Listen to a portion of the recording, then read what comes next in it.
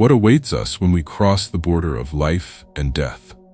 Will we meet our loved ones, or will we find ourselves forever in the boundless void that atheists so desire to see?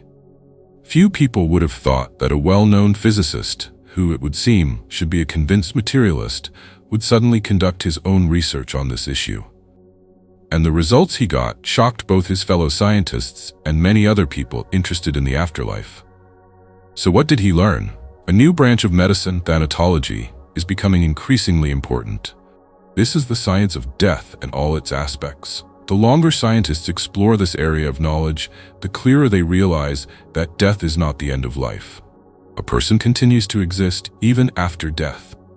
A well-known physiologist in scientific circles, Clement Timiryazev, uttered an amazing phrase 100 years ago: "The so-called dead are much more alive than we are." The scientists' contemporaries could not understand what this statement meant. Today, many thanatologists claim that death is the forerunner of immortality. The main argument in favor of the impossibility of life after death is the statement that no one has returned from there yet. This is a rather controversial statement, given the abundance of scientific works on visits of the dead to earthly life. But the most important thing is that the stories of people who have experienced clinical death have been published. They found themselves outside the afterlife, albeit for a short time, but nevertheless they were able to return, said German professor Werner Schiebeler. Modern physicists practically do not believe in God, as he is described in various religious teachings. However, they do not deny either the idea of a rational creation of the universe or the existence of a subtle world into which the soul enters after the death of the physical body. In this video, we will talk about an outstanding physicist, the creator of a new direction in academic science, parapsychology and parapsychophysics. Werner Schiebeler was born in 1923 in Bremen. As a child, he was inclined to a thoughtful study of natural phenomena, and after school, decided to devote his life to physics. He received his doctorate from the University of Göttingen, later became a professor, taught physics and electronics, and holds numerous patents for inventions in the field of electronic technology. However, over time, Schiebeler became cramped within the narrow framework of purely material science, and he began to analyze the subtle world of the human soul. Do you want to know what discoveries he made in the course of his research? People who have lost loved ones often experience deep emotional trauma due to the inability to see their loved ones again. Their grief for the departed poisons their daily existence. But these inconsolable sufferers should think, what if death is not the end, but a transition into something else? 60 years ago, Werner Schiebeler tried to answer this question by starting to study the nature of grief and its impact on both the living and the dead. He argued that grief is a complex psychological process involving many thoughts and feelings. All these manifestations can have an impact on those who are mourned. The physicist has collected many examples confirming that earthly sadness can reach the dead and affect their posthumous existence. His research has aroused interest in scientific circles. Over the past decades, modern scientific disciplines have collected an impressive amount of significant information about the world around us and the human body. However, traditional sciences rarely go beyond the boundaries of human life. Birth and death are considered as the beginning and the end of a person's existence. At the same time, people usually do not know why they make this transition between two endpoints. Birth is usually considered a joyful event, whereas death is perceived as an unmerciful destroyer. This view is shared even by some theologians today. One day, Schiebeler got into an open argument with a priest who had lost faith in the afterlife. The priest stated, "For me, death is a terrible and frightening event. This is the complete cessation of human existence. No one can return from that gloomy border." However, Schiebeler, based on his own research, was able to convince the priest that not everything is so sad. He explained that death is not a tragedy. The soul continues to exist in new worlds. This is a reality confirmed by numerous examples of contacts with the dead. The conversation was long. The professor gave examples of cases where the thoughts of grieving relatives prevented the deceased from completing the transition to another world. After listening carefully to Schiebeler's arguments, the priest reflected that death might not be the end, but a transition to something more beyond the physical world. The physicist was able to convince a church minister that the human soul does not disappear after death, but continues to exist in a new form. Do you want to know which stories were able to make the priest change his point of view? Here, for example, is the story of Juan, who took care of his aunt. The woman struggled with the disease for a long time and several times found herself on the verge of passing into another world, but each time the doctors managed to bring her back to life.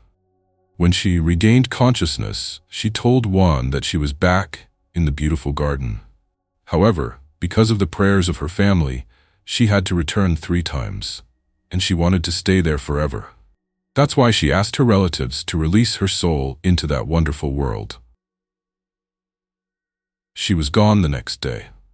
Or another case that Schiebeler read about in a book by Adalbert Evian. It told about the famous Austrian medium Maria Silbert. At the request of a mother who had recently lost her son, Maria contacted the deceased.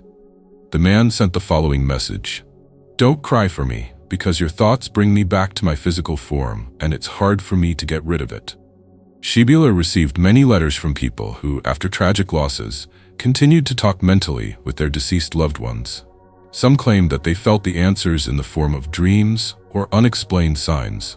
Others, on the contrary, experienced even more acute pain from the inability to get a clear answer. Here is what the researcher wrote in his book, Life After Death. What the physicist thinks about this. It's like we're shouting into the void, not realizing that our voice might be bothering someone. The story of the German Gertrude Reich was especially revealing. Her husband died at the age of 65. Gertrude was left completely alone. She had no relatives or children. There was no one to support her during this difficult time. Gertrude went to the cemetery every day to talk to her husband. She returned home in tears. A month passed, but her grief didn't get any easier. One day, returning from the cemetery, Frau Reich bought a magazine with an article by Werner Schiebeler. This article was a real revelation for her. From that day on, she tried to cry less and grieve for her husband. This story had its own sequel. One day, Gertrude was awakened by the creaking of the bedroom door. It was about 4 o'clock in the morning. Frau Reich woke up thinking that she was just dreaming.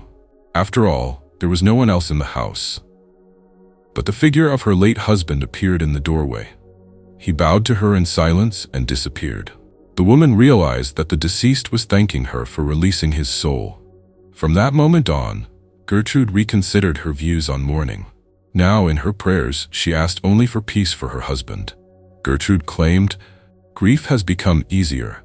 It was as if I had given my dear spouse the freedom to leave in peace." It is important to understand that grief should not affect our lives too much. This is exactly what Schiebeler tried to explain in his books. He wrote, "Relatives and friends really hear us when we experience pain and suffering. Now imagine the pain we cause them by constantly being sad. It is much better to keep a bright memory and continue living, even if it seems difficult." Schiebeler outlined these and other stories in an article titled, "Your Grief Will Touch the Dead." He was convinced that the soul continues to exist after death, and that the dead are able to feel the thoughts of the living. Therefore, the professor advised everyone who has lost loved ones to remember them only with love, sending bright thoughts and wishes in prayers. The existence of the other world is evidenced by the stories of people who have seen guardian angels and received help from them. Schiebeler decided to investigate these cases. The professor collected 83 examples of meetings with guardian angels and identified common signs. The result was his book, Manifestations of the Other World. When the work was completed, Werner came to a surprising conclusion. "I expected my conclusions to be like this. If in the past angelic visions were not so rare, now we do not feel the angelic presence. However, I am now convinced that today people see guardian angels just as often, but no one talks about it."